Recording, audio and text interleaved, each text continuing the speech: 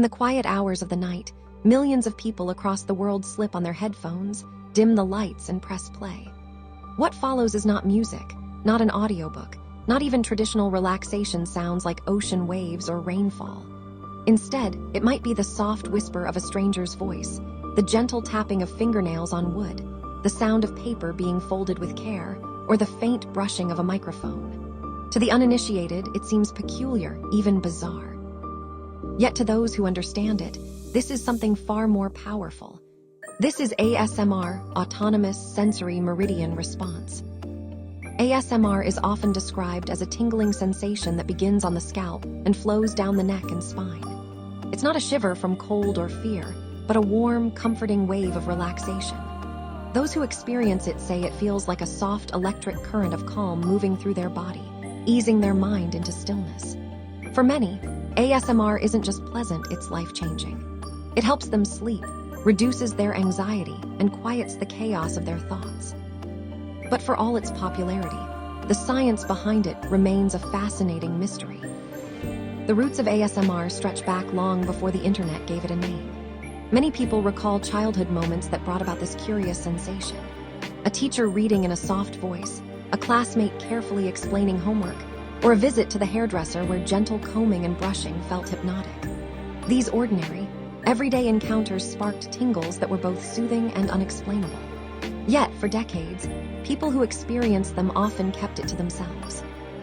Without a word to describe it, ASMR remained a private secret, something people didn't even realize was shared by others.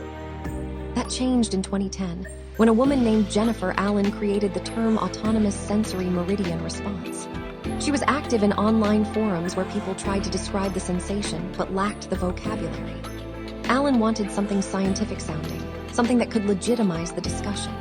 The name caught on quickly. Autonomous, meaning it happens involuntarily. Sensory, describing the physical trigger. Meridian, a poetic nod to energy pathways. Response, marking it as a reaction within the body. With this, a scattered group of people suddenly found a community. They weren't alone anymore. Around the same time, YouTube was becoming a global platform for creativity, and ASMR found its home there. Creators began uploading videos specifically designed to trigger the sensation. They whispered into cameras, tapped on household objects, role-played as doctors, teachers, and friends.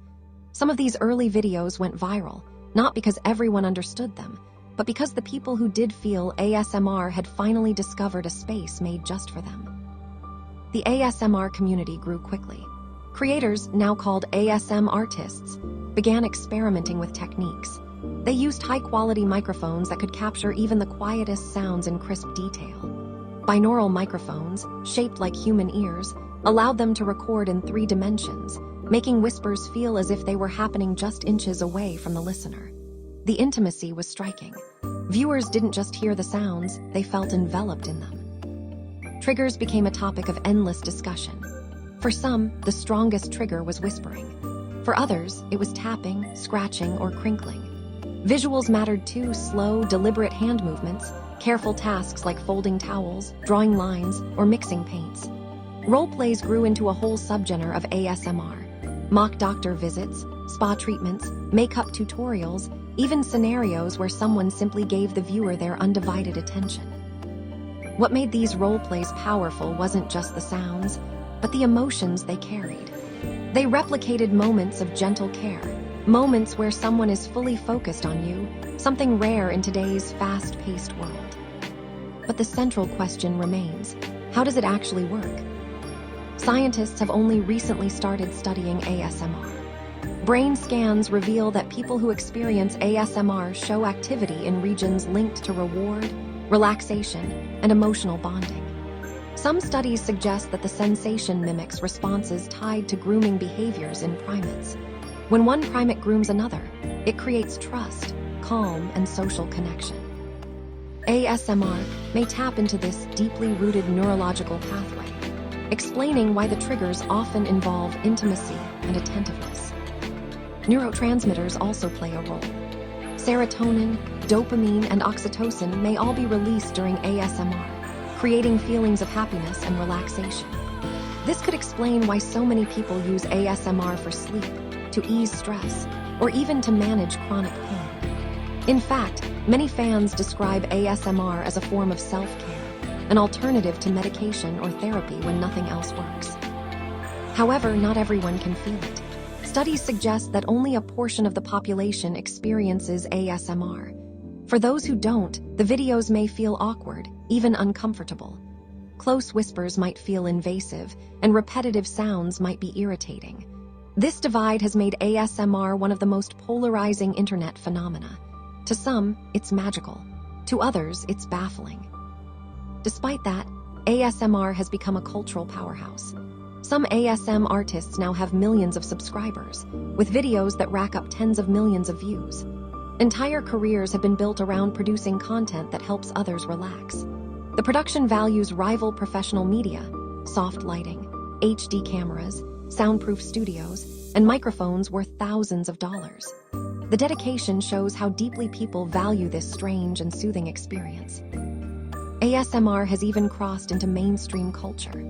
Big brands have used ASMR in advertisements, capitalizing on its soothing qualities to sell products. Celebrities have tried recording ASMR videos, sometimes to mixed reactions.